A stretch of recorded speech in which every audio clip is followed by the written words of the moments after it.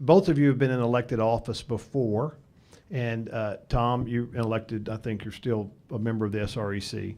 Give us a little bit of explanation about your experience in elected office, anything you would want these people to know about your tenure there, and good, bad, indifferent, what have you. And Tom, if you would start us, I'd appreciate it.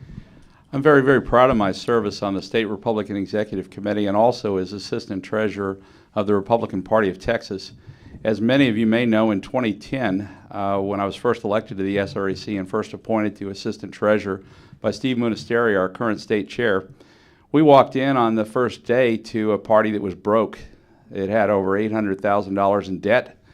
It had $200,000 in cash, and it was hemorrhaging over $150,000 negative cash flow every month. That was a party headed for bankruptcy in 3 months or less. With very hard work, I audited the books, I restructured contracts, renegotiated contracts, and put a fundraising plan together with the chairman such that we were able to get out of debt at the state party in 4 months. We were out of debt by October. And currently the party has stayed out of debt under our stewardship, and we have over $1 million in cash and have been able to be much more effective in the statewide elections than we've ever been. I'm very proud of my service as an elected official. Gary? Thank you. I had a grand experience as well in terms of being a council member and mayor of Carrollton, and I'm very proud of the service that I was able to accomplish through the help of many members of Planning and Zoning Commission and other city council members and things of this nature. Nothing that I can take for credit for myself, because it was all a measure of what happened with respect to our city and our officials and our elected officials working together on that. We were able to provide the Senior Adult Center for the city of Carrollton.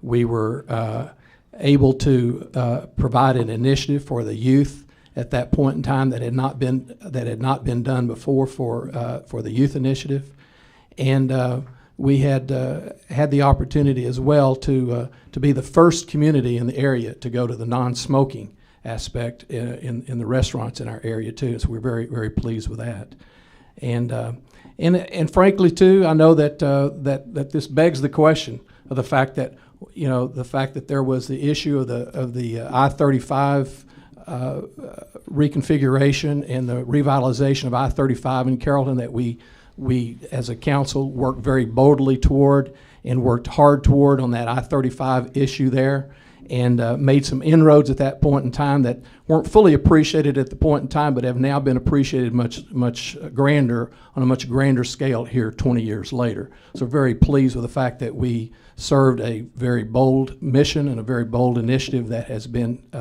as a long-term initiative at that point in time. So I think long-term that has been very good, and I'm very pleased with that service too.